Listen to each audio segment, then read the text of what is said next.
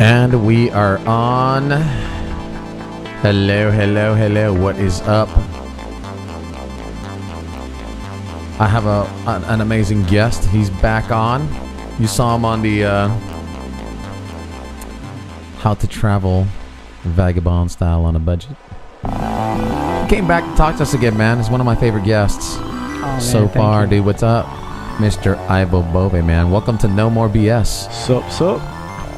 I like this. I want to bring it down, but I'm bringing it back up because it's pretty cool, right? Mm-hmm.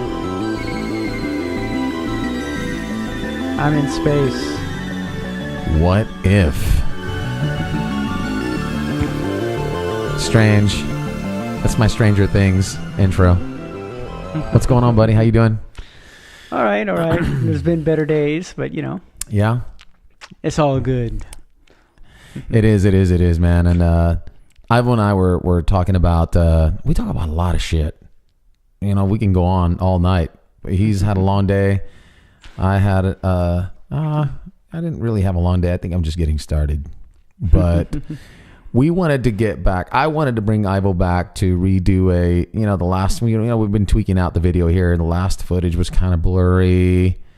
You know what I mean? So I got some good equipment now, and I wanted to redo this segment with Ivo on the nutrition awareness, so to speak, or what would you call it, Ivo? Just health in general. We are born into this world without an instruction manual. When we get the car, we know that we have to change the oil every 3,000 miles. We know what type of gasoline to put in it, right? And all this stuff, but we come in here without a instruction manual. So I don't know. We come in here without an instruction manual for us, for our bodies. Exactly. For this. They don't give us, I don't know if they gave us a birth certificate. I know my mom and dad got the birth certificate, right? Mm-hmm. Did they get an instruction manual? No instruction manual. On how to, they know the basics, change the diaper, take the baby a bath. But then they don't know what to put in the baby after it's weaned. Or they breastfeed the baby, right? And then after that, it comes the formula. What's in the formula, right? What is formula? Yeah. What is formula? It sounds like a car oil. Hey, I gotta put some formula in my kid. Formula One or two. I bought this powder. I'm gonna mix it. High performance. I'm gonna mix it with water, right? And then I feed it to my kid. What's in it? Do people know what formula is? Has anybody ever told you what formula is? I don't know. I've never known ever what formula is. Yeah, some kind of milk product with. But it's not human. Milk. It's not human milk, right? No, and who knows what else it's mixed with. You got me there. I haven't really looked at right? formula. Think bottle, about it. The first thing that they put in babies. I babies. don't want to know. Yeah, the thing is that when babies, a lot of mothers, they don't produce enough milk a lot of times. And so they have to go out and get formula, or they have to go get out some other type of milk. But the question they should ask is, why are they not producing enough milk? Every mammal that's eating species-specific diet and is living in accordance to the way it was designed is not going to malfunction. So it's a malfunctioning process if the woman doesn't create enough milk for her baby. And what happens, they start putting it on usually cow milk or some normally like that, because I know we're here in San Antonio, but many people don't have access to goat milk. But anyways, let's talk about cow milk. Is the fat composition, the protein composition. You got to look at the chemical composition of milk, and it's very different than human milk. It's made for an animal that's got to grow a lot more than we do in a shorter span of time. So the chemical composition is a lot different. That's why when babies are switched to cow milk, they become colic, and they're crying all the time. All of a sudden mucus starts coming out of their nose. It's just... Yeah, I've seen a lot of babies. Cow milk is made for cows. If you look yourself in a mirror and if you don't look like a cow... And if your baby doesn't look like a cow, chances are you shouldn't be drinking cow milk. What I want to know is, why is it just specifically cow milk? Why can't it be... I know there's goat's milk. Well, goat's milk technically would be a little bit better because the chemical composition is a little closer to human milk. However, it's still not there, but, we're closer to chimps and bonobos, but who's going to go grab a chimp and go, and grab their milk, we're just, we don't have access to chimps, Right. That would be closer, but goat milk would be a little bit better. Obviously raw would be even better. We have this idea of this bacterium theorem that got brought about by Louis Pasteur. But even he on his deathbed concorded. Don't tell me that's where they got the word pasteurized. Yes. Louis Pasteur? Yeah. And so that's I never knew that. People, look, listen. I don't know. I didn't know that. Louis Pasteur. He's a French guy. And he's the one who invented the cooking milk. Or no? Well, the pasteurization process, he first started working with, I think, wine companies. Mm-hmm. Real quick. Wine companies, and what happened? Yeah, to help them out. I forget the story was, but that's how, I guess he found out about bacteria and, I don't know, with the fermentation process. And anyways, killing the bacteria by cooking it. Yeah, basically. And he came up with this idea, with this, basically the bacteria theory. But on his deathbed, he had his contemporary that was Betschkamp, Antoine Betschkamp, I can't pronounce his last name, and another French guy, and he said that it wasn't the bacteria's fault. Blaming anything, disease or whatever it is, on bacteria is like blaming the fireman for a fire, because every time you see a fire, the fireman is at the scene of a fire. But bacteria is only a result of terrain, of your internal terrain. So what Betschkamp said is that if you clean out your terrain to where this bacteria can't thrive and live, then that bacteria is not going to be there. Terrain can also be used as, metaphorically, terrain, your digestive system, your digestive tract. Your physical. We're a universe. We got bacteria. And we have actually more bacteria than we have cells. Mm-hmm. But you have good bacteria, bad bacteria, and sometimes, like if you're ingesting things you're not supposed to be eating, you'll get bad. You might get some bad bacteria, you can get some bad virus. The thing is that on this plane, there's, when you see a carcass, when an animal dies, you see a carcass on the floor, all of a sudden you see maggots and everything else. Why does this? When you see a fruit, right? A fruit, all of a sudden fruit flies come when it starts, going bad. But fruit, it goes bad quickly though. But that's one thing. In this world we live in, there's, in the decomposition process, it calls on to different life to help break it down. Why does can I ask you something real quick? I didn't mean to break you up right here, but when we're talking about a dead animal and you see the dead animal, why does the stomach get fat and puffing in it burst in like a bubble and all these worms? All the different gases and all stuff. All the gases. And then the worms are there. Were the worms? There were worms in the stomach already? Are we talking about parasites? They too? got beam me, Scotty. Technology like Star Trek, and they're like, beam me down, Scotty.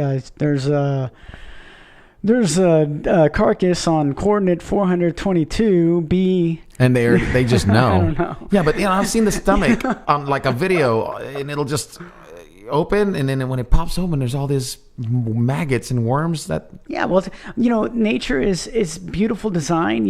Everything, all our atoms. There's a finite number of atoms, and everything goes back into. We go back into the earth, and we go to create other things and give nutrients to other things. So everything gets recycled, okay? And we need certain bacteria, certain things to help break down.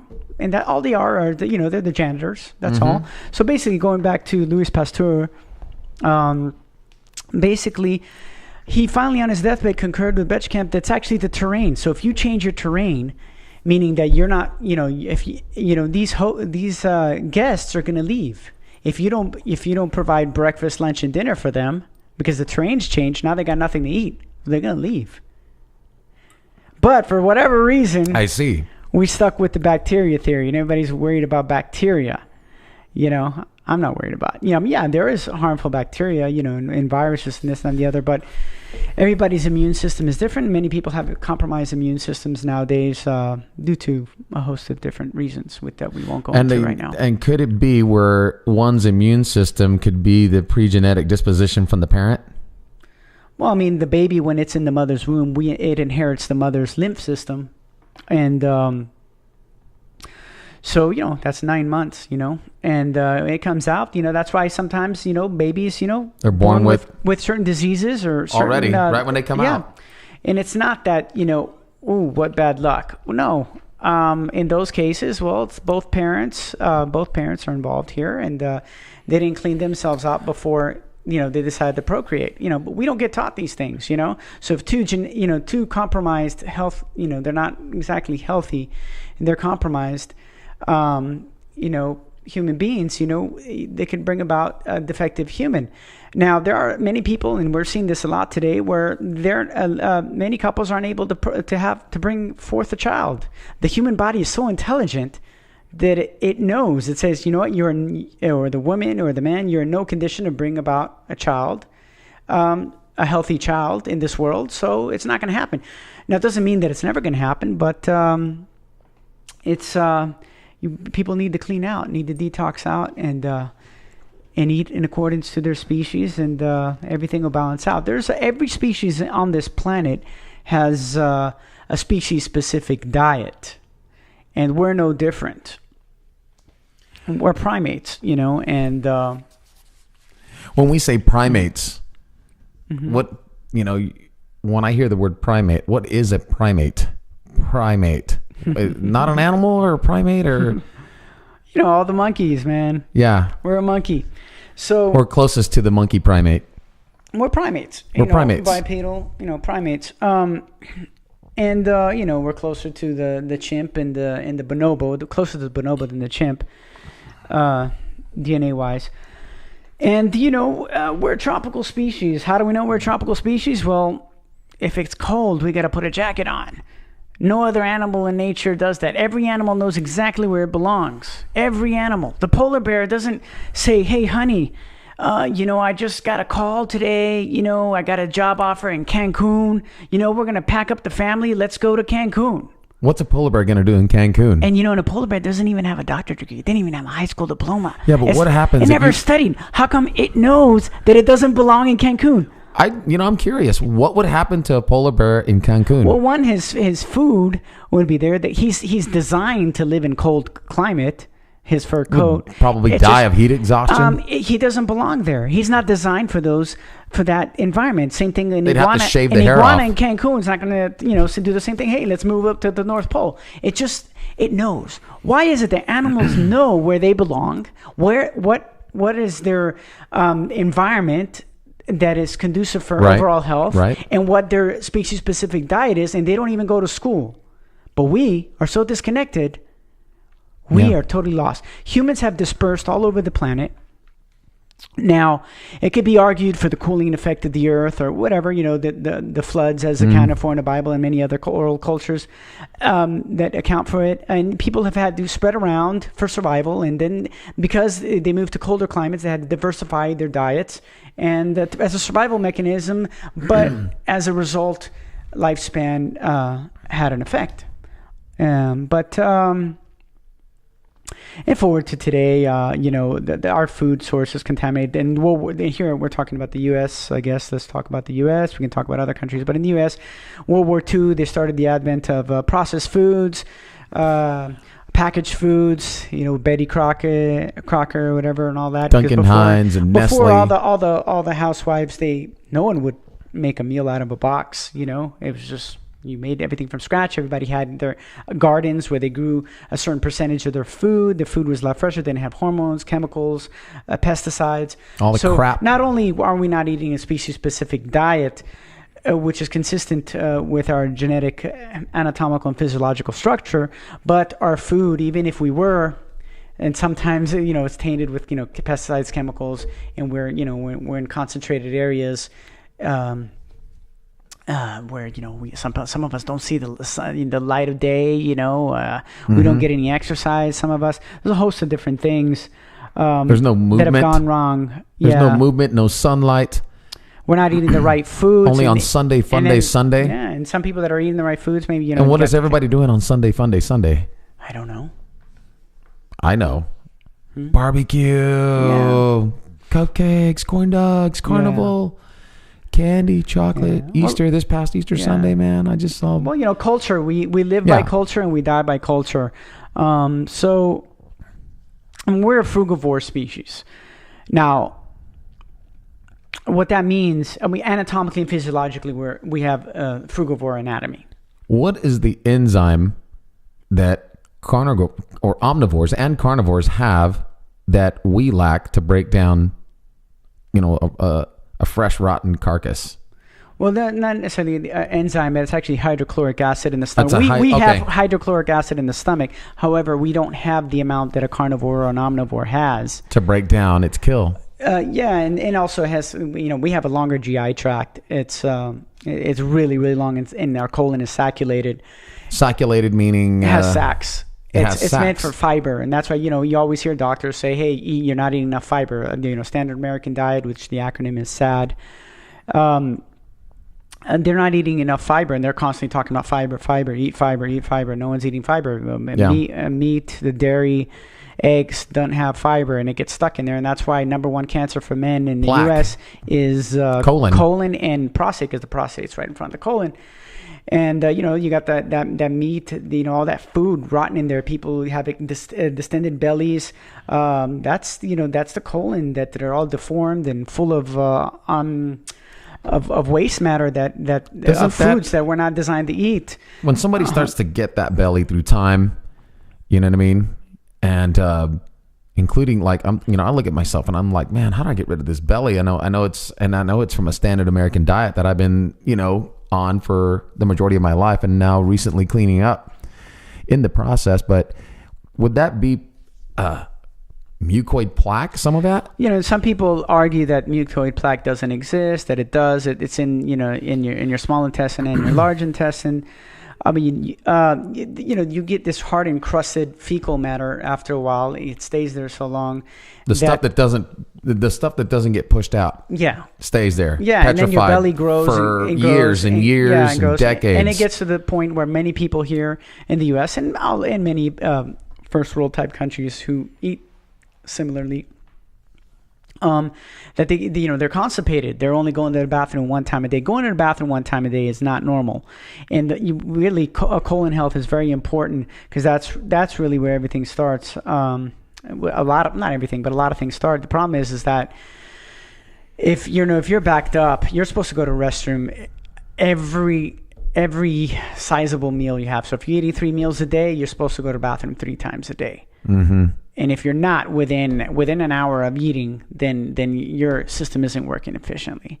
And throughout time, it's going to cause issues. It's going to get backed up. Yeah.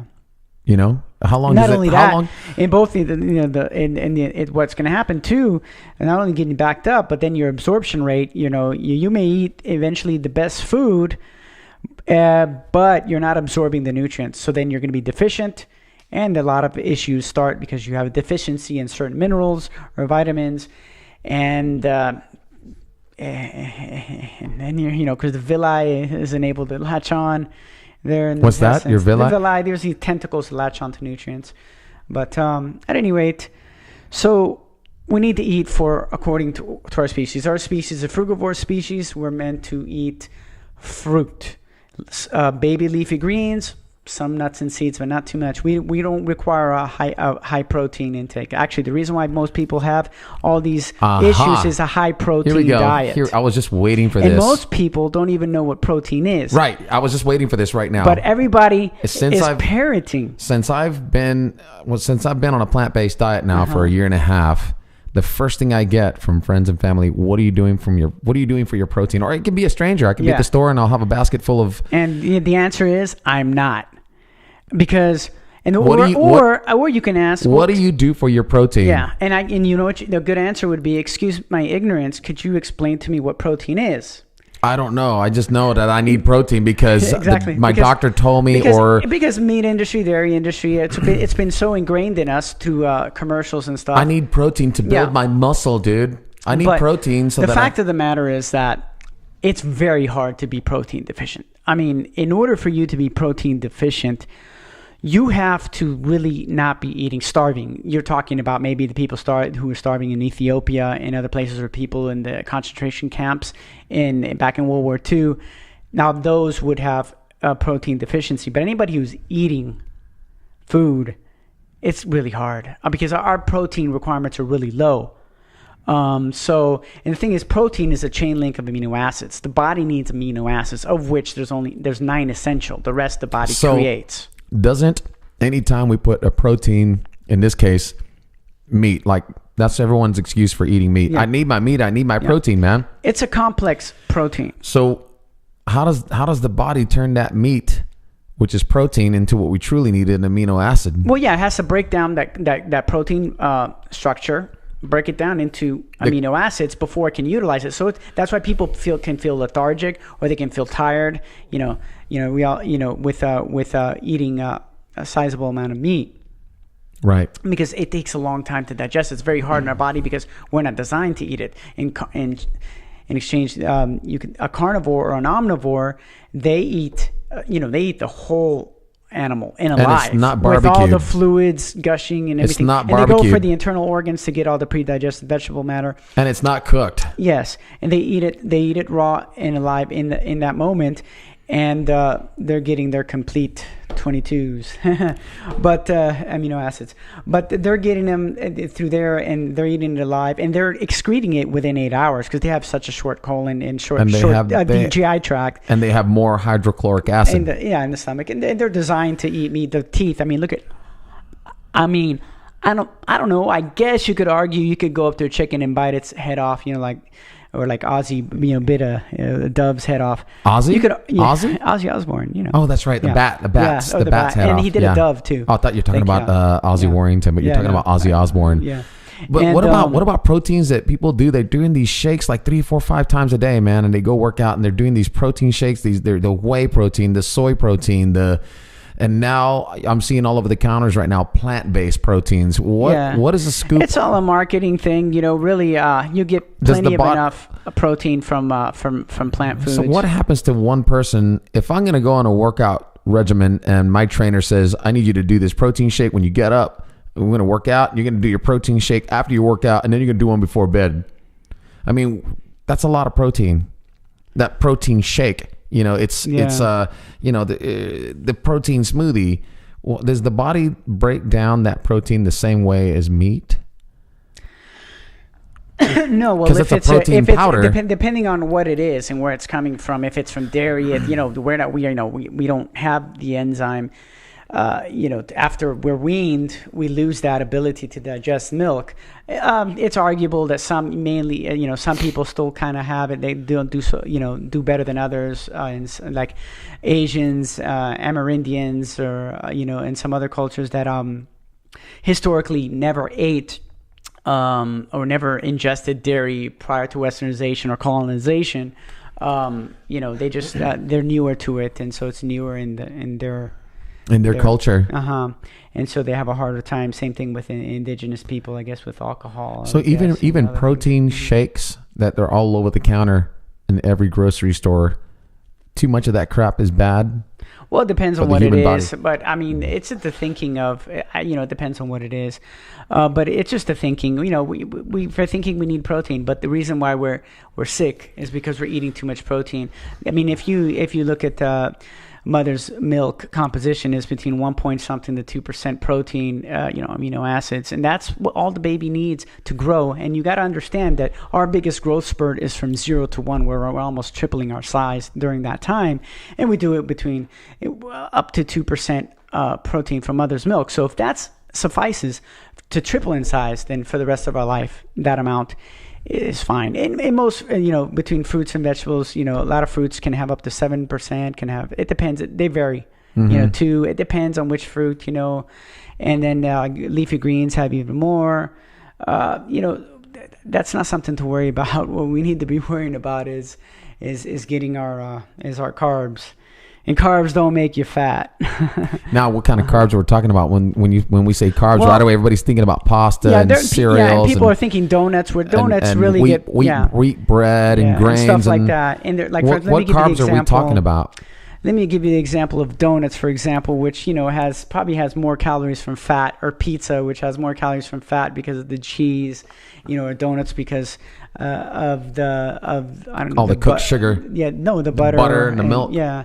And so eggs. So people have, we need, fruit is a good source. The thing is that I don't recommend people go on a fruit diet overnight, but if you could ingest more fruit in your diet and eat it on an empty stomach, never with starches or proteins, complex proteins, meat or anything like that, and never after either. But to to start consuming fruits and leafy greens are good, and people can transition to this lifestyle.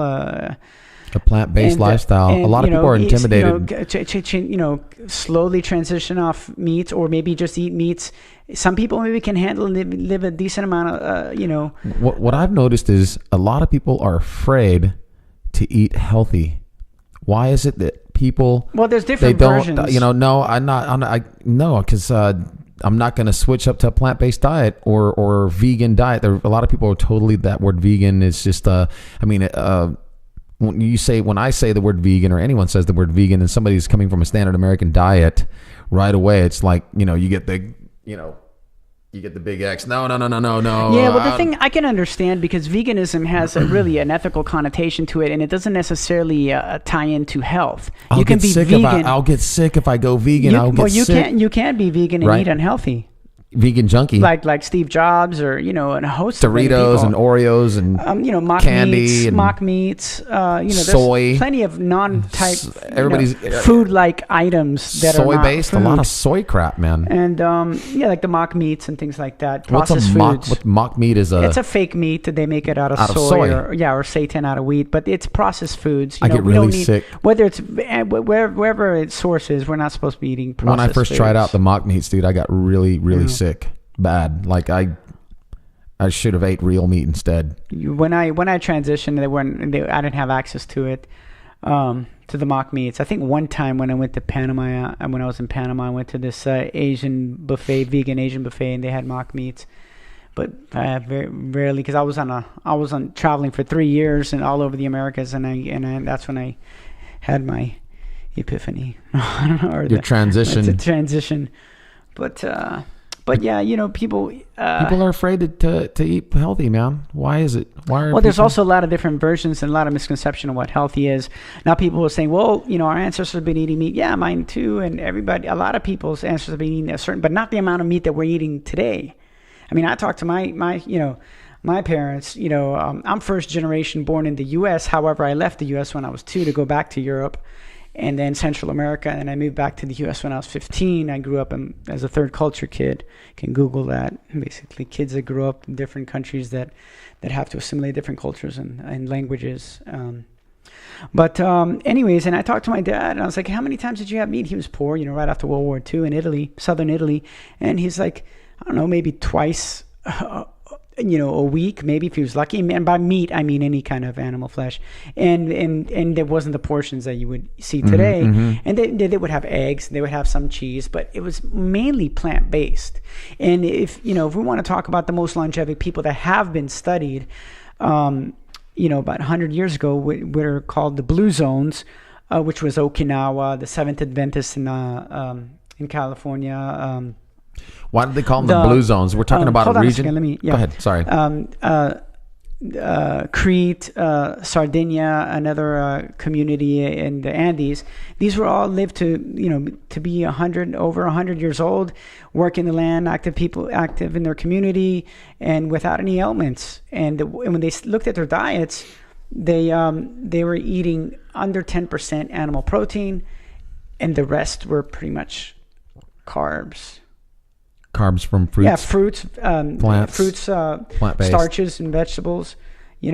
Starches, potatoes, legumes, grains, carrots, and things like that. And these were the most longevity that people have studied. Now, fast forward today in Okinawa, they have more incidence of diseases because they're eating more westernized style diet, increased the meat, and now incorporated dairy in their diets. But yeah, the Blue Zones, they call them the Blue Zones, the zones where they have the healthiest, the most longevity people. And that's, I see. Yeah. And and it was the lowest amount. It was a group of civilizations that had less meat in their diet. Yeah, and the Okinawans had 7%. A good book if you want to read. It has a lot of different studies and stuff. Is a Texas doctor, Dr. Garth Davis. He has a book he put out in October 2015 called Proteinaholic. You can go look at that up to understand this protein myth, and it's written by a medical doctor. So if some people resonate more with that, and that quotes a lot of different study, the EPIC study, and I think the Harvard nurses study, the Seventh Adventist study, the China study. There's several studies, epidemiological studies, so. And these studies were for a long period of time. They weren't just like a year or two. Where they follow people and their diet patterns, and they make the correlation one of those with studies, disease incidence. One of those studies was 20 years, right? What doctor was that in Asia? That was the China study. The China study then was 20 years. Or something. I don't know if it was more than that. I think it was more than that. That's pretty thorough. Yeah. It's a whole generation. There's some pretty long ones out there. The other ones are not as long as the China study, but still, they made the correlation. You had the World Health Organization that came out and said that, processed meats aren't, are cancer causing. They labeled it are carcinogen. At the same class with the cigarettes. So little by little, the truth is coming out. Can somebody be healthy and still eat meat? Well, depending on their genetic predispositions and if they were eating some kind of clean meat, I guess. It's arguable depending on genetic predisposition, but today's people, they're genetically compromised. We're getting some sick kids coming into this world. We dropped the ball, and so we really need to get with it. So understanding, for many cases, many people won't be able to. I think there's certain words that a lot of us don't really understand or know. Again, going back to the word protein. Yeah. What is protein? Yeah. And I mean, really 90% of people don't know what protein is. Yeah. And like I said, it was a chain link. Here's another one. What is cancer? And people they see the big C word and they get, right away. It's fear. Yeah. It's a fear vibration word. I know because every time I hear the word cancer, like right away, I'm in fear of of course you have a special. What if I catch cancer, man, and die? I mean, why is it? What is cancer in your thoughts or in your definition, Ivo? Well, cancer are damaged cells, and it's interstitial lymphatic constipation. Interstitial lymphatic constipation. Basically, we're made out of two fluids and hundreds of trillions of cells. Now, they always every so often they're guessing on, they're deciding on how many trillions of cells we exactly have. But yeah, we have, two fluids. We have the blood, which is 25% of interstitial fluid. And then we have lymph, which is about 75%. And, as we both took classes with Dr. Robert Morse, ND, and, he teaches this, and that the blood is the kitchen and the lymph is the sewer system where the cells excrete and stuff. And you can get backed up if it's with your eating an acidic diet. An acidic diet would be meat, dairy, dead animal products, grains, even starches. Even starches too. Grains can cause issues. So so because we're in how we in the regenerative detoxification, we're helping people reverse damaged cells or by filtering the kidneys or your have adrenals. To filter so that way the lymph can you can start moving lymph. But there's basically we're helping a lot of people reverse damaged cells, and the thing is, the information is out there. We're now we're in the information age, and there's so much information. There's misinformation. Right. So you could say when a cell is acid, that's when a cell becomes cancerous. Correct? Well, I mean, if we're eating an acidic diet, we're gonna turn more acidic inside. The lymph gets you get lymph congestion. You get it gets acidic, and you're not moving lymph. Your kidneys aren't filtering. I mean, obviously you're always filtering because or else you're not gonna go, or else you wouldn't be alive. But you're not excreting your toxins as efficiently as you should because you're taking in more than your body can handle. And so you get backed up, and depending on genetic predisposition is what may manifest first. Some people have genetic predisposition; they may have a weak liver, or they might have diabetes in the family. They might have breast cancer in the family. They're more predisposed to certain things. But as epigenetics has shown us in recent times now, is that basically genes are like a committee that makes suggestions, but we we can turn on or turn off a gene by what we ingest, what we breathe, and what we put on our skin. So we can, if we know we have certain conditions in our family, by changing our lifestyle, because all these diseases, I mean, the majority of the diseases, I don't want to say all, the majority of the diseases are lifestyle related. And so you just don't get it overnight. No, you manifest it. Unfortunately, the technology we have, we can't, detect the tumor until it's a certain size. There's certain things we can't detect until a certain time. What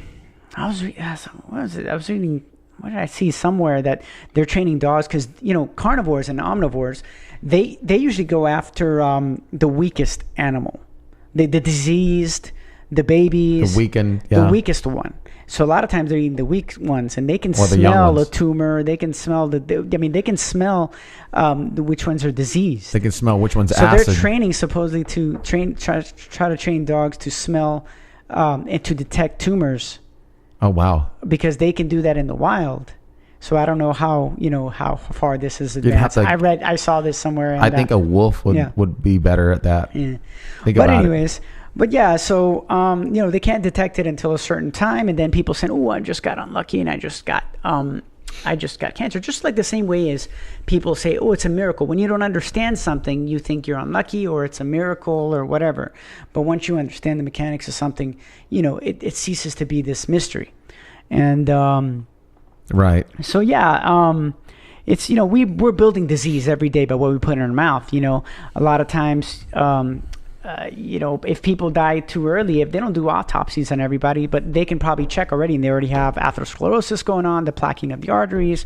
They've already got many disease processes starting up. But if you don't do a proper autopsy, if there's no reason to, then you wouldn't know. Like for example, they studied the Inuits, the Weston Price, all the paleo and ketogenic people like to quote Weston Price that he studied the Inuits, which are the Eskimos, and he studied the Maasai in Africa, and they were predominantly ate meat. With the Maasai, they ate a lot of milk and blood. That's a really popular diet right now. And these people, the average age was like 45. And so, okay, if you want to live to 45, I wouldn't follow that kind of diet. Right. And then even Dr. Atkins, which paleo or even ketogenic diet is just a revamped Atkins diet. And Dr. Atkins, he had trials. He was trying to cure, everybody doesn't know Atkins diet is basically meat and non-starchy vegetables. And people lose weight and blah, blah, blah. And it's a real popular diet. And, I did it once. Yeah, a lot of people do it. And he had a trial where he was trying to cure cancer with it and failed miserably. And eventually he died of a heart attack and overweight. I posted that on a little bitty, I hate to interrupt you, but getting back to the Dr. Atkins, I posted that, that he died from his own diet, and then somebody came out and said, no, I Googled it. He fell down on his head. I don't know where that person got that from, but that's the answer I got back. I know Professor Arnold Ehret of 100 years ago, he fell on his head, and then it's kind of some people talk about that. Well, maybe there was some foul play. But Dr. Atkins died from his own diet. Yeah. Heart attack. Yeah. Wow. And so, it's hard, sometimes only half truths get thrown out there. We're saturated with information. But man, everybody wants a quick fix. I know I wanted, every diet that I've ever done, everything that I've ever done, I wanted a quick fix. I want to lose weight now.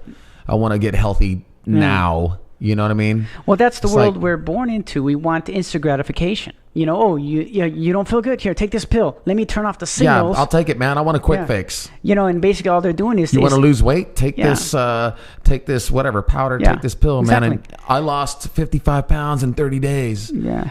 And then they're addressing symptoms with these pills, and they're not addressing the underlying cause. They're only treating symptoms. And what happens over the long way, it's like having a car and the oil light comes out. Well, all of a sudden you clip the wire so all of a sudden you don't get the oil light to come on, but it's going to compound the problem down the road, and you're going to have a worse issue. But the problem is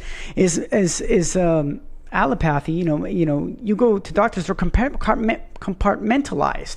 You got every specialist for every little thing, and they're not seeing the person as a whole and how everything works together. It's like giving the task of, 4 blind men to touch different parts of the elephant. One touches the nose, one touches the leg, one the tail, and then they have to explain to everyone like what it is that they touched. But they're not touching the whole elephant, so they're not seeing the whole picture. So we're compartmentalizing, and that's the problem with medical science. I'm a specialist only on the trunk, man. Really? And then they compound problems, and one what you're doing to treat one condition is going to cause an issue with another organ, but that's not his job. Then he's going to send you to another specialist to deal with that other issue, and they don't see that they're causing the issues. Yes, there are times where pharmaceuticals can be used, in case of emergency trauma and things like where people allowed for things to get too far, and it might be something that can help temporarily to try to stabilize somebody. But for the reversing of so-called dis-ease, you're only treating symptoms. Yeah, like you're right. Like, let's just say another good one would be like cholesterol. Oh, I'm going to take these pills. My doctor said my cholesterol level is high. You can take some cholesterol pills for a little while you change your diet. That would be, or just about any pharmaceutical that your doctor gives you, you can. No, I'm not telling you. I would never tell anybody to get off their medications. That's between them and their doctor. However, with certain different kinds of conditions, if they're changing their diet, they're going to have to, keep their doctor abreast so they can adjust the dosage, and that's between that person and their doctor, how they adjust their medication to account for the new diet, and so things are going to change, and you eventually can wean off of many medications. But that's between that person and their doctor, and they talk to them. In this country, you got to be very careful with the words you use and what you say, and the things can be misconstrued, and there's a lot of legal issues that can ensue while trying to heal from. Is this when one person wants to go the nature pathway in this case, or no? I mean, if you're helping somebody, like let's say you or anybody or me is helping somebody, you have to be careful with your words. I'm not a medical doctor. You're not a medical doctor. Right. I'm not interested in being a medical doctor. I'm interested in helping people reverse diseases. And for the most part, most medical doctors don't do that. Now, there are some that do, of course. But the vast majority just, take out their prescription pad and prescribe medications, which only, treat symptoms. It doesn't get to the underlying cause and make people patients for life. I'm not saying that all doctors are bad. They're not, but the system in which, their education and stuff, where they get no nutrition, very little nutritional education, they basically don't understand the correlation between what we ingest and the disease incidence, because they don't study that. It's by design. So only doctors that study far and beyond what they were trained to do, that actually have a real interest in healing people. Because you have to ask yourself, if you're in the profession for 10 years and your patients aren't getting better, then you got to question yourself. That's that has to do with integrity. But don't get me wrong. I don't want to downplay or down-talk doctors. There's a lot of great doctors out there, and for trauma, emergency, man, they know their stuff. If I get in an accident, they're great. They're excellent. But for disease, they can stabilize you in the ER, but their modality does not reverse disease. And the problem is that a lot of their medications are meant for you to keep you on them for forever, and then they compounds and creates more issues and so forth. I think there are people that actually, they know that. They have a gnosis. Everyone has a gnosis within them that they know, okay, I know taking this is not good for me, but I'm going to take it. I'm going to keep taking it. Just because, maybe because my doctor gave me another prescription and I'm going to stay on it and I'm not getting any better. I do know something is wrong with me, but I don't know. It's just that one thing. Like, it's all up to the person. It's all up to the individual on how bad do they want to heal. Well, it's not only that. A lot of people are left in the dark, or maybe they're just not aware. Let's just put it that way. They haven't been made aware. They haven't come across the information. If you're taught your whole life, that hey, this is normal. That's what people think. You get cancer, you die. It's just the luck of the draw, or whatever kind of disease, or it runs in my family, so it's normal for me to have it. Hey, I don't go to the bathroom but once every other day, but everybody else in my family does. And people feel comfort when they're around people that have the same, birds of a feather flock together. You know, and there's comfort in misery. Yes. Yeah. And then I just think, like you said, man, this is the age of information. Yeah. There's a lot of information, constantly being bombarded out on the internet. I'm like where we are today, I got all this from you, and I'm sure you got all your information in your travels, and I'm deeply inspired, man. Really. Thanks. And that's why I'm learning every day, man. Me too. And I'm constantly learning myself, my body, spirit, mind. Let's talk about that, man. About, on a diet level, on a physical level, also correlates. You once said it also correlates. I don't know, Dr. Morris talks about this too, on an emotional and spiritual level too. A lot of people think it's woo-woo, but your thoughts correlate to your eating. Oh yeah, well, definitely. Health isn't just what you ingest, put in on your skin, and right. with the air you breathe. It's also the thought process, your thoughts you think, the emotional well-being. Because you can eat the right foods, breathe the correct air. Well, if you're in a city, we're contaminated. And that your skin does absorb moisture and vitamin D and all these things. So there's certain things that if we were living in certain polluted areas, well, it's a little tough. We're going to get some toxins, so toxic lifestyle, even though we try to eat the best we can, but also, the mindset, because the emotional well-being, if you're stressed, that causes acidity, it can cause ulcers, it causes acidity. And that's why, doctors know this. Hey, go home, rest. Do not, if you work a stressful job, no, you need to heal. You can't be around anything stressful. So they know this component. Okay. So yeah, it's a big component. Mindset. But you know what? Even diet, once your diet, changes little by little, your emotional pattern changes too. Right. But a lot of people also there's underlying physical, there could be mental or physical traumas that date back to childhood. That people have to deal with. Maybe some traumatic experiences that they swept under the rug that perpetuates certain cycles. And they will continue to perpetuate until they learn from them and come to terms, forgive themselves, forgive the others involved, and move forward.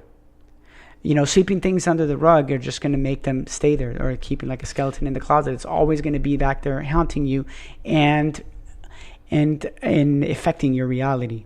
That could be some kind of that could be like a spiritual or an emotional constipation, right?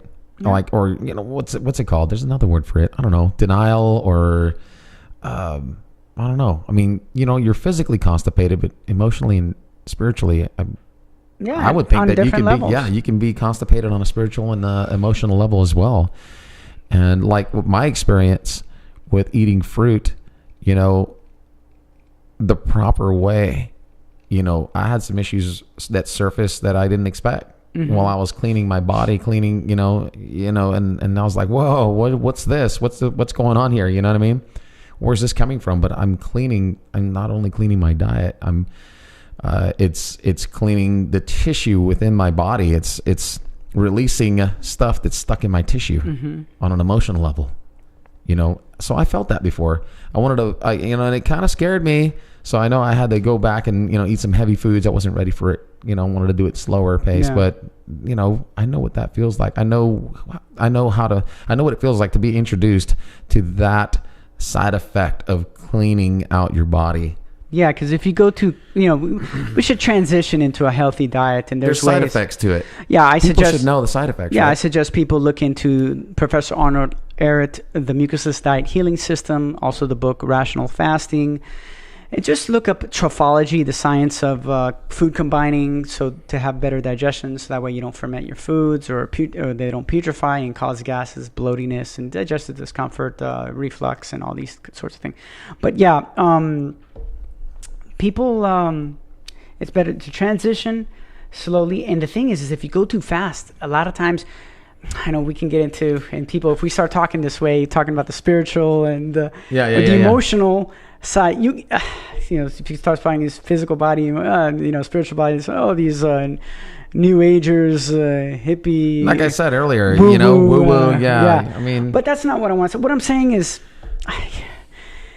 that basically, if you go too fast, there's a lot of emotional attachment into foods.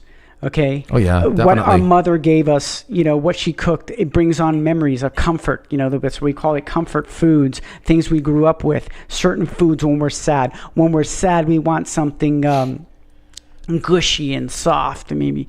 And when we're frustrated, we want something hard and crunchy. So we want different types of textures and things that we're used to eating growing up because we're basically using it to for emotional reasons. We're basically suppressing emotions with food. And a lot of times we're eating not because we're hungry, but for entertainment reasons. I mean, there's people that from the moment they wake up to the time they go to bed, they're always putting something in their mouth. Always. And the body gets no digestive rest at all. Yeah. Only when they sleep. And this is going to cause problems down the road. And you know what? That entertainment, like restaurants, not just fast food, but restaurants, I remember when I used to eat out a lot, I couldn't wait to get up and go somewhere to eat because of, I saw the commercial or, Cheesecake Factory has an encyclopedia for a menu. Mm-hmm. I couldn't wait to go somewhere to eat, just to be entertained and eat a food that I had, just crazy amounts of food cooked, pastas. It didn't matter. You know what I mean? I was always eating out. Man, I was spending a lot of money going out. At the time I was dating someone, so we loved going out. People love to go out and eat. Well, it's a fun experience, It's a social, and we're social beings, And I'm not saying that there's anything wrong with that. I just noticed when I started cleaning up my diet, I still go out to eat, and I can modify anywhere I go. Mm-hmm. You know what I mean? I can use proper food combination anywhere and everywhere I go. Really, just about anywhere. Yeah. I'm not going to go to a Brazilian steakhouse and if I do, fine. I'm gonna coat that meat with salad or tender greens. If I decide to go back to a steakhouse, you know what I mean? I'm not gonna just eat steak and potatoes because I know it's gonna take longer for that to assimilate in my body. Well, the problem is the when you mix complex proteins and starches together, the proteins they putrefy and the starches ferment. And that's what, people get gas. It's not normal, ladies and gentlemen, to have gas and, to be gassy. You just miscombine your food, and to have acidity, acid reflux, and all that stuff. It could be due to poor combinations, not respecting digestive times, because different foods require different times for digestion. And also it could be just because your diet is so acidic, high-end meat eaters can have those issues with reflux. Why do we fart when we eat beans all the time? Like, it's a no-brainer. I'm going to eat beans. I'm going to be farting a storm tonight. Yeah, well, because they're not, they have some anti-nutrients in there. And so, basically, a bean will sprout into a plant. So it's so intelligent that it has a chemical in there that so it won't be eaten. But beans won't sprout on their own. It has to have rainy season. So it has to be water, and then boom, they start sprouting. They sprout pretty quick. But so that's why here in San Antonio, everybody who has old school Mexican family, they know the grandma always soaked the beans the day before. There's a reason for that. So that way it's digestible. And I didn't know that. Yeah. Wow. And they knew that. Now we don't do that anymore. We just put it in a crock pot. I mean, I don't eat beans anymore, but people are not doing that, and so that's why the issue, because they're not digestible. You need to soak them, and that way it'll help. It'll help with that. So beans will they'll digest better if they're sprouted, like soaked overnight. Yeah, you need to soak them. Yeah, or some of them 24 hours. It depends on the legume. Sprouted anything pretty much. But then you can in a lot of lentils and stuff. You could sprout them and eat they'll grow a plant. Little sprout, and then you can eat them, and that you've created exponential nutrition now, and you can eat them raw. But still, then again, we're not an herbivore. We're not a horse, cow. We don't have 4 stomachs. So we do best with leafy greens. Yeah, sprouts are great. That's a lot of protein there. People looking for protein, but. I was going to tell you one thing is I started going to the gym. Right on, Something man. I never did. I think the gym was always boring. I used to hate going to the gym But because now, the way it smells. It smells. Well, now this one doesn't smell. And I started going, and I always heard, people go, what? Because every time I, give people advice or, new people, they're like, well, are you an athlete? No, I'm not an athlete. Yeah, I walk, I do some light yoga, but no, I'm not an athlete.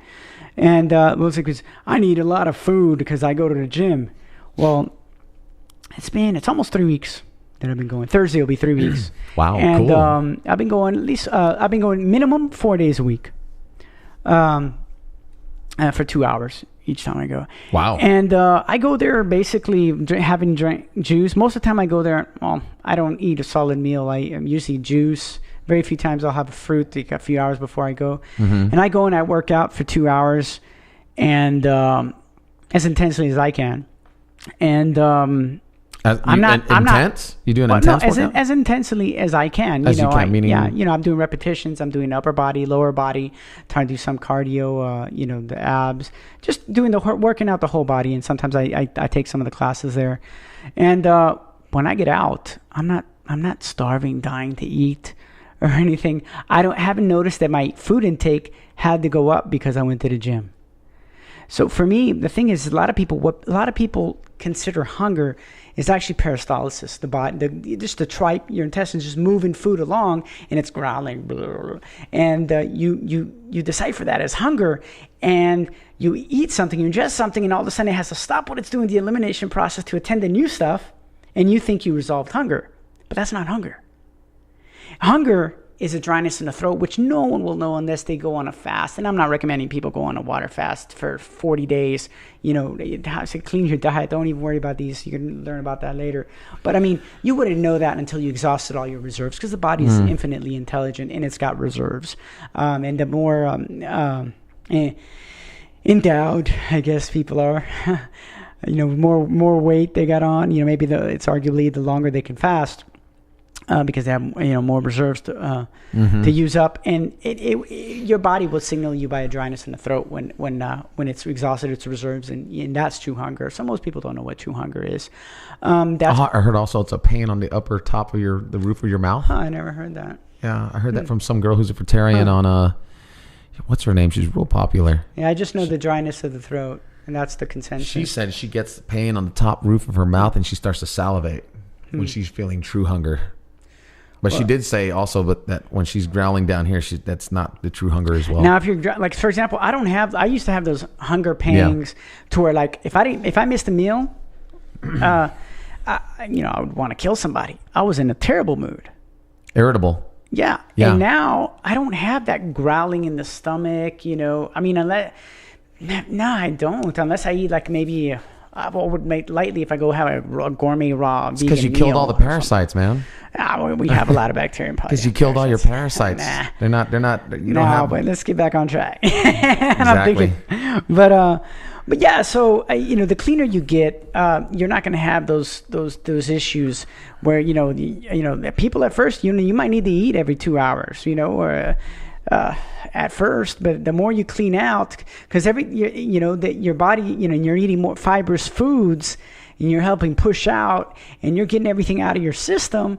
The cleaner you get, really, the less food, because the more efficient you are in not only assimilating what you eat, but also creating what the body needs. Because the body creates a lot of nutrients with the things you give it as well, and vitamin D through the skin and a host of different things. When you assimilate, you utilize, and you create more efficiently, the cleaner you are. So we need to look into this. There's a lot of myths out there that, the thing is that you got to do the work. We can read things. We can, get lost in intellectualism. That's what happens. And then people miss the forest for the trees. Mm-hmm. We're trying to break everything down to its macronutrient parts. We don't know all of nutrition, we think we do. There's a lot of micronutrients we still aren't, we haven't discovered yet. And the symbiosis, how, like, for example, calcium, in order for calcium to be utilized by the body, it's got to come with the right amount of magnesium and phosphorus, and that whole foods have. Okay? So when you're taking some capsules, a calcium capsule, your body's not going to be able to absorb it, because it's an isolate. inorganic It's chemistry. just calcium and by itself in a capsule. You have to take magnesium, wouldn't you? Inorganic chemistry, and so you need to get in whole foods because there's still a lot of things we don't understand exactly the mechanism of how it works. We think we're advanced, and we've come a long way, but there's still more we need to learn. When somebody, what would you say to to the viewers that they've been wanting to change their diet, clean up their diet, they really. For those that want to become vegan or plant-based, how do they get started? How does one get started to transition? I always say bridge and transition and do it slowly, kind of like you taught me. I remember when I woke up and I noticed, I called you, I said, dude, I noticed I haven't had fish because I was, pescatarian for a year before on my final year after getting off meat. And I remember I called you, I said, dude, I haven't had fish in 2 weeks, and all because I didn't even know. I just woke up and realized that I hadn't had any meat for 2 weeks. Yeah. You're like, how do you feel? I feel great. Okay, well, keep going. Yeah. But do some, you want to get satiated, make some sweet potato tacos, I remember. Yeah, well, you start, as a transition, right? But no, how does one get started, really? I know everybody's different, but it's easy to go vegan. Yeah, what I recommend, I'd say do it slowly. Because you got to change your gut flora and everything. Do it slowly. Because if you do everything, some people can go drastically, and that's fine. They got that personality where they can, but it's a little harder when you go overnight. Right. It's like taking a heroin addict and try to get them to stop cold turkey or an alcoholic. It's no difference. We make fun of, heroin addicts or alcoholics, but you ever seen someone try to get off cheese? Dude, when I got off, I remember when I got off eating late at night, and I still do it every once in a while here and there, but when I got off eating late at night after work, man, it was like getting me off of drugs, because I was always used to eating after, getting off of work at 3 o'clock in the morning and eating my tacos. Yeah. But dude, when I stopped, and I was having the shakes, literally, just like, an alcoholic or you can still have your tacos, just put better things, for your transition. And then, if you go raw, cilantro, man. But people, trying to get off of dairy, man, make heroin addicts look like, like a candy bar, like they're trying to get off candy bars, That cheese, man, that cheese. That's some serious stuff, man. Yeah. Yep. I got some cheese, man. Dude, there are some people, I know some people that can't get off of cheese. But yeah, okay. So what I usually recommend is people to start out, the first meal of the day, I recommend start out with fruit on an empty stomach. Never eat fruit after a starchy meal or meat, dairy, eggs. Always on an empty stomach, because fruit is mostly water. It digests really quickly, usually 30 minutes, unless it's a banana that's more starchy, maybe an hour. But okay, so fruit in the morning, okay? Unless you're so severely constipated, or that when you eat fruit on an empty stomach in the morning and you're bloated and cause gassy and uncomfortableness, maybe you're not ready to eat fruit yet. And in that case, then I would probably recommend to wait a little bit, or maybe try maybe fruits that don't have as much water content in them, and see how that works for you, like maybe bananas, dates, figs. But then people can get stuck on dates too much, too many dates, dried fruits. But if you eat it in moderate, just a little bit. But some people may have to go another route. So fruit in the morning, and then. And when you're first transitioning, maybe just eat meat. And when I mean meat, I mean anything flesh, whether it be fish, chicken, a goat, whatever, cow. Eat it once a day. You can have maybe you want to have if you're going to have the meat once a day, then have it during the lunch meal, because your gastric juices, your digestion works best during the day. Yeah, between 11 and 2 when the sun is out, because we're a diurnal creature. And so we have a symbiotic relationship with the sun. At nighttime, our body has to perform other functions, which we won't go to right now. And so eat the hardest to digest meal, because meat, we're not designed to eat meat, so it's hard to digest. Eat it for lunch and mix it the Atkins way. So you're going to eat meat with non-starchy vegetables. Now, what are non-starchy vegetables? They would be like broccoli, cauliflower, asparagus, kale, carrots. Well, the carrot is kind of starchy, but that won't be too bad. And kitty with steamed, cooked, preferably on those, on all those that I mentioned, all the cruciferous cooked.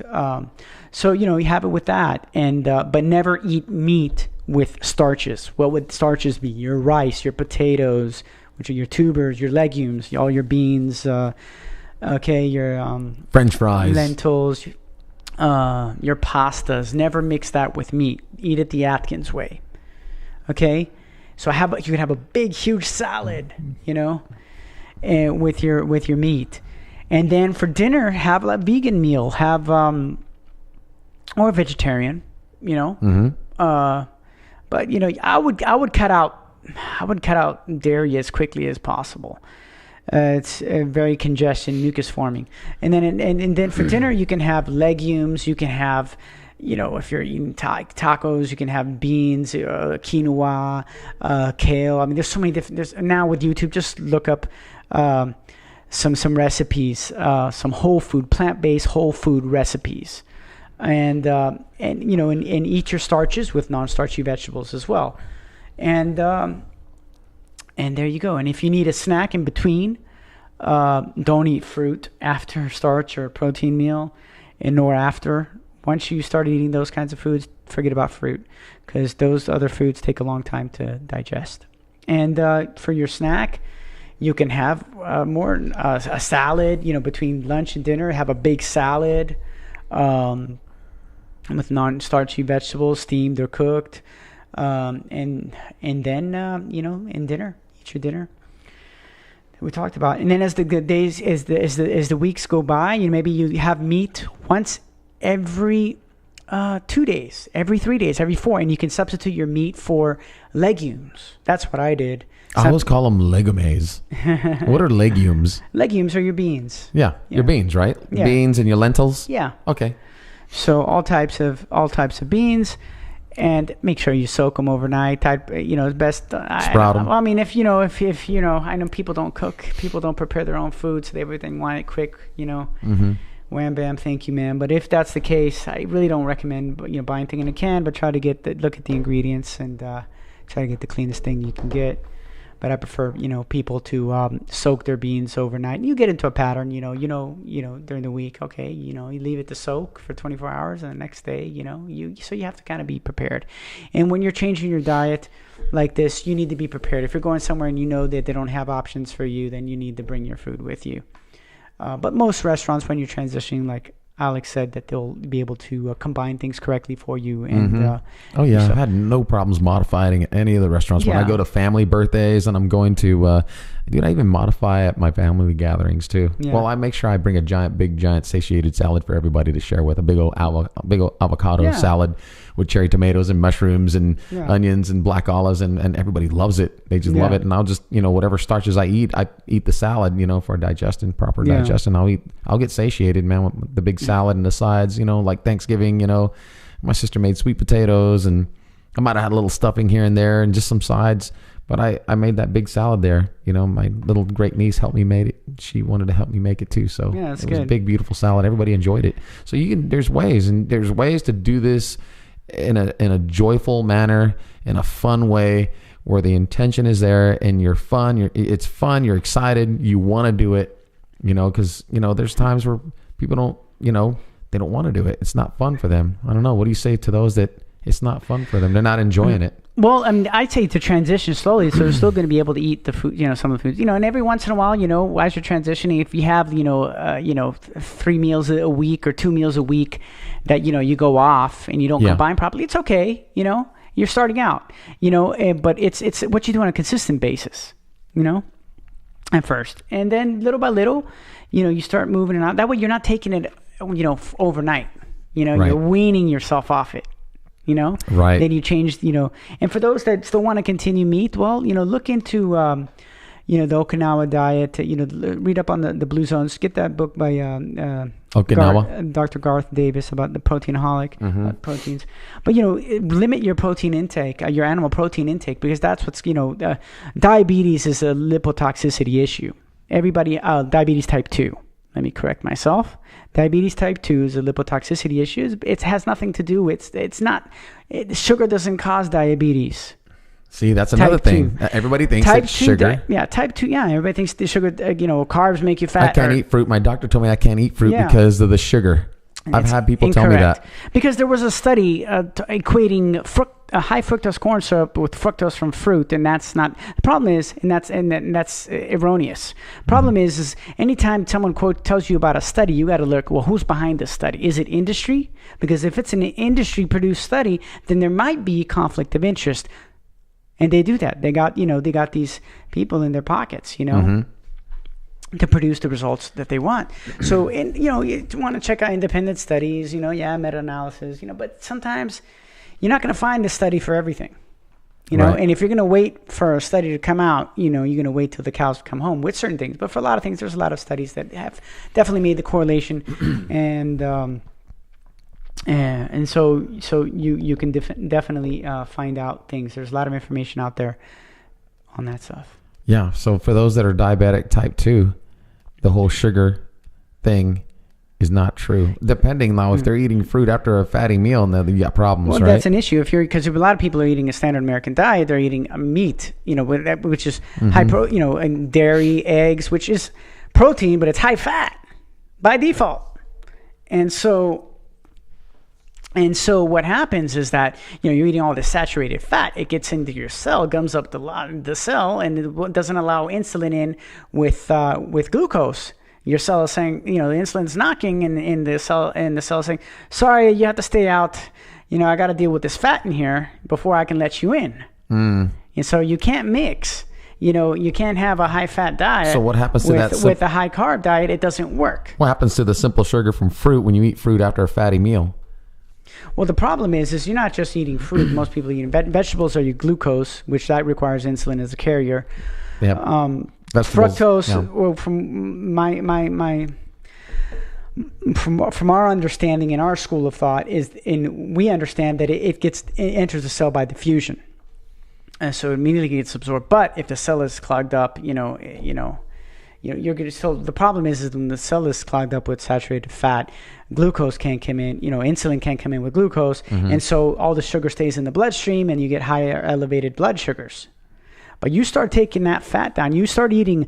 You can do this with you can do this with a low fat, whole foods, plant-based diet, or you can all do the same thing with a raw vegan diet, low fat, and you will see that in times, even insulin dependent diabetics, some of them, like my father was 20 years diabetic, insulin dependent, and for I think 15 of those years or more, and in 10 days he was off his insulin. But it's different for everybody how long was he diabetic? 20 years. 20 years? Yeah, and most diabetic type 2s are overweight. Not all of them, but the vast majority of them are. So he did a protocol, right? When that happened, or no? No, he just did a raw vegan diet. I got Dr. Gabriel Cousins' MD book called Reversing Diabetes in 30 Days. There is a cure for diabetes, reversing diabetes in 30 days. He also has a documentary that was funded by Woody Harrelson. Wow. Called who's also raw vegan, right? Called Simply Raw. But Dr. Cousins I think he's kind of more on a little higher fat end of the raw vegan. But we were kind of following him, and then we were noticing even when we eat plant-based fats like avocado, nuts, seeds, that my dad's blood sugar would be higher in the morning, his blood fasting sugar, when he eat higher fat. So you have to eat low fat and a low fat whole foods plant-based diet, or a low fat raw vegan diet, and you'll watch your blood sugar start dropping, and that's why. And you need to talk to your doctor and keep him abreast of what you're doing, because they're going to have to adjust your insulin intake, or if you're on meds, you got to adjust that, because else eventually you can go hypoglycemic, and that can get you into trouble. So anytime you make dietary choices and you're on medications, you need to let your doctor know. Not that your doctors really know about nutrition, because if they did, they would be able to heal people. In the first place. Yep. Yeah. Instead of keeping you as a customer, and more things break down the road, and sending you off to other specialists and washing their hands of what they created to their lack of awareness. But so yeah, diabetes type 2 is reversible. It is a reversible condition. It's a lipotoxicity issue. You can look up on YouTube Dr. Neil Barnard.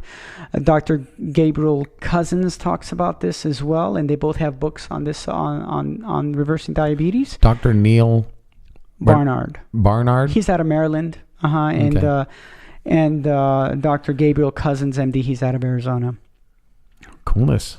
I gotta have to look those up. And for the viewers that are watching, please look it up, man. I mean, everybody has somebody that has diabetes type 2 in their family, or just about everything. Yeah, you can also reverse diabetes, type 2 with all fruit diet. But the problem is when I have, if you're talking to people that they're waking up with blood fasting sugars of 400, 500, these crazy numbers, you don't want to, you probably want to go easy on them with the whole foods plant-based, low fat whole foods plant-based diet, or a low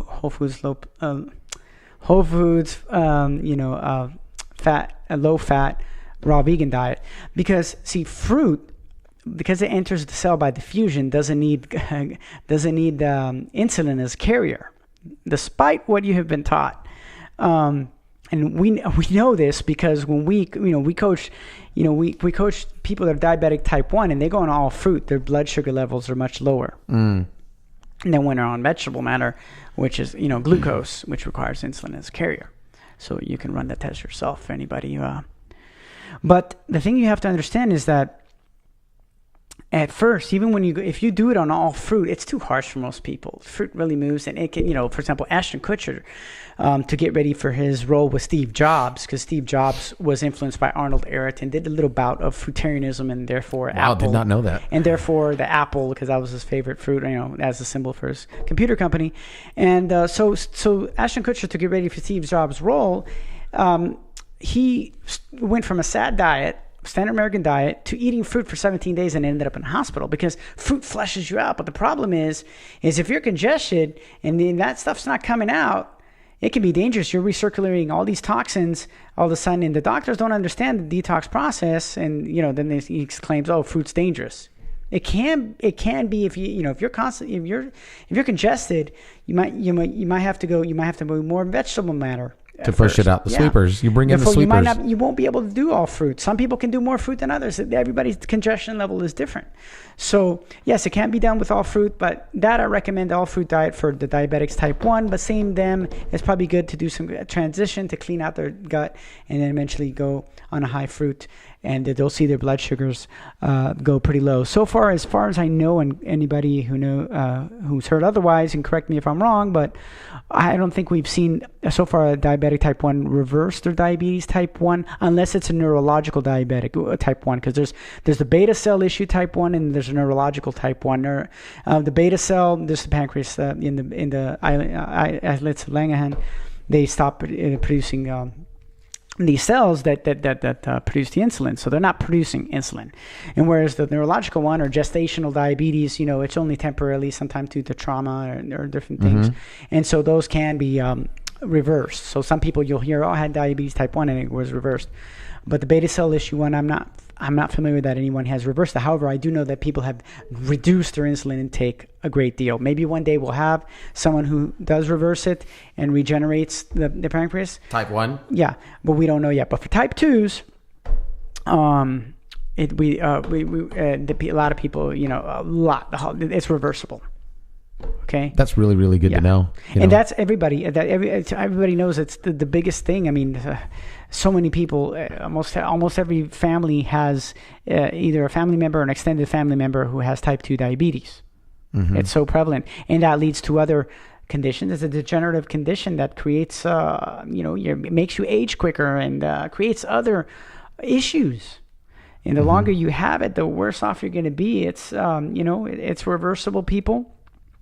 And it's a beautiful thing when you understand that we have to unlearn a lot of things that we've been taught, right. And I totally the information agree. is there for those that seek it. Seek and you shall find. And there's many of us out here to help you out in your journey. We can only guide a horse to water, but we can't make it drink. And also I wanted to add that if I like to help people, I do it I enjoy, helping people that are willing to help themselves. And if anybody that, wants to contact me, feel free to shoot me a message through Facebook. I'm always willing to help people who are willing to help themselves. And what I mean by that is that people that if I, that are willing to, okay, if I tell you to watch this documentary, if I tell you to read this section, some people are so sick that their cognitive abilities are pretty impaired and they can't really read a book. Their concentration just doesn't stay there, so they can't retain information. So I understand those types. But little by little, I give people homework to do, and I can guide them here and do this, but a lot of the information I can point to all of the information. There's a lot of books that are available, and a lot of them are even free on PDF format. So there's no excuse, even no money, you can get this information. And they're free on Amazon or free on? No, they're online on Google. Online. I usually you can just Google the names. There's some books that you can find them free, like the Mucusless Diet, Healing System, Irrational Fasting. I've also seen Dr. Morse's book, Detox Miracle Source book. It's a good book. Right on. I think I have it that out. one right here. I think I have it right here somewhere. Where did I put it? That's there somewhere. Yeah. But yeah. Very, very, very cool.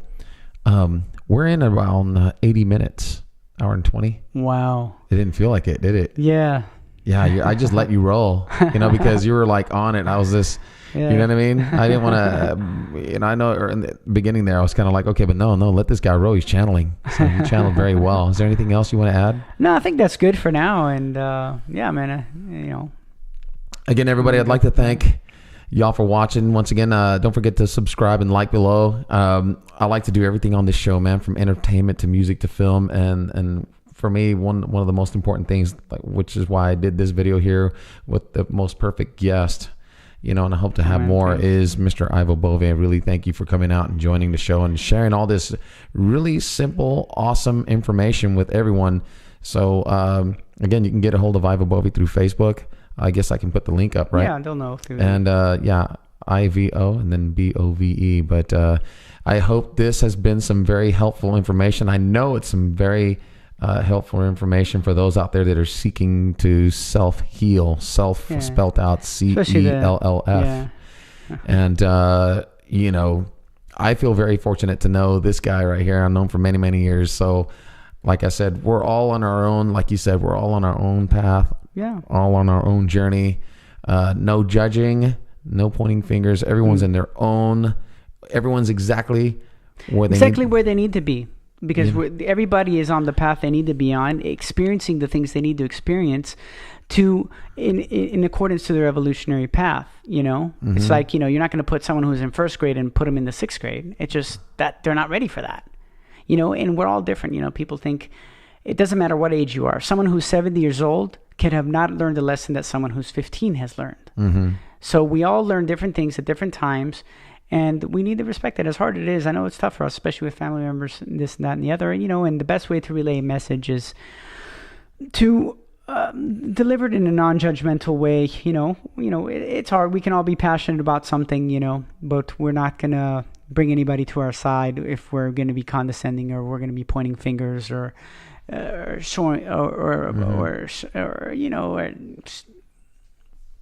and just being mean. You got to be nice. Niceness works. Yeah, no forcing or impeding on the divine free will of another. Yeah. And I want a world where everybody helps everybody for everybody helps everybody, But not everything has to be monetized. Obviously we live in a monetized world, and we need to make money to pay for, certain things, unless we're going to live off the grid and, and live and be self-sufficient. But I want to be the change that I'm going to be the change that I wish to see in the world. And instead of pointing fingers of the things I don't like in the world, I am being coherent with my actions and words, and being the change. So I think if each person just lives their truth and just walks the path, and is being genuine, that's what the world needs, is the people to be genuine and walk their path and love what they do. We're here, and we need to enjoy this experience. Absolutely. There's good and bad times, but it's all part of it. And don't be afraid of yourself. And I go through that even now. I've gone through life being afraid of who I am, who I really am, and internalized my capability, my infinite possibilities that I can do. I am in total control of my life. You know what I mean? And don't be afraid to take that next step to know yourself and go within and know who you are, your intuition, your gnosis, and really it's just takes a lot of self-love, man. Pamper yourself like a child. Like, you need more than 5 hours of sleep, then sleep another extra 5 hours. That's self-love. Any little bitty thing, you need to stretch and take a yoga class. You need to eat better, eat more food that's alive and less food that is dead. Even vegetables that are cooked are dead. So a lot of people, cook food, and you know what I mean? I'm going to eat less cooked food this week, and I'm going to eat more food that's going to complement my my body. Won't only be taking, no matter what you're eating, be taking a certain amount of raw foods, with live enzymes, that's going to help digest other things. Another thing I want to say, with what you were saying is that, we live in a world, we're brought up in a world where we're always giving our authority away to others. The doctor knows more than me. My financial advisor knows more than me. But you ask the financial advisor, let me see your portfolio, how much money you got, or everybody is delegating the authority to other people, And in some cases, you need to delegate the authority. You don't know something, I don't know mechanics, so I'm going to delegate that task to somebody. I learned a little bit, but there's certain things we need to take our power back and take responsibility for ourselves. Right. And so we need to take interest in health, because without health, we have nothing. Your health is your only wealth. Yes. At the end of the day, man. Ivo Bove, thank you once again, brother. Really appreciate your time and your kind words and your and all the wisdom that you're sharing here to raise awareness here with one of the most important things, man. Eating, how our eating habits and what we're eating, man. It's so important. I mean, that's what we do. The first thing we do when we wake up. So I just think it's such a simple thing to know, but at the same time, there's a lot of things we don't know that are, what I mean, that make sense, and thank you for sharing all your thoughts and everything that you said, man. Totally resonated. I enjoyed it. Really appreciate it, man. Thanks again. Again, everyone, that was Ivo Bove. Check him out. You don't have a YouTube channel yet, do you? I started one, but I have an Instagram, but under the same name, and I post videos there, 1 hour videos, because people have short attention spans. So I figure I'll just start with 1 hour videos now. Very cool. Ivo Bove on Instagram. Ivo Bove. It's just Ivo Bove altogether. Altogether, man. IVOBOVE, man. Check him out. Instagram. So all right. Thanks, brother. All right. Hope to have you back again. Yep.